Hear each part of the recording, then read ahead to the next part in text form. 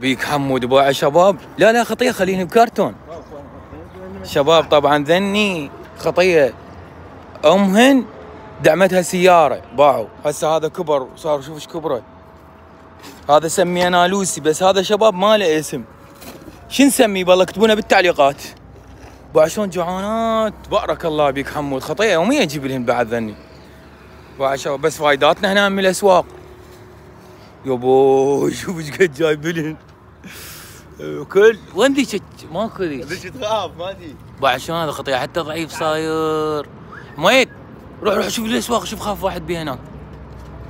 شباب هذا شو نسميه؟ ماشي بس قولوا لنا باسم من يمكم يعني.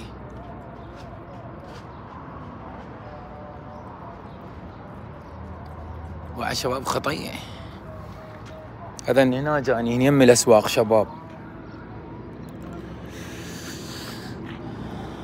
شباب جبت لكم هاي الكيكه بالفراوله باعوا لها كلش طيبه باعوا لها.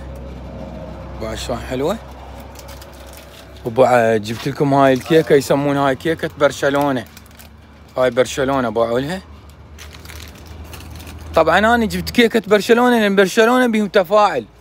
اذا اكو خلينا نشوف والله ياها البرشلوني وياها ريالي. اذا برشلوني يكتب لي انا برشلوني واذا ريالي يكتب لي انا ريالي. على مود اجيب لكم كيكه ريال مدريد. شو تقول؟ يلا هاي هذا شباب هذا السفايف هذا بيه هدايا شباب باعوا له.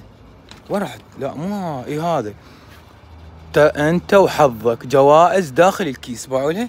هاي باعوا انت وحظك. انفتحه شباب. شو تقول فتح حمود قدام المتابعين؟ لا بعدين نسوي لهم مقطع.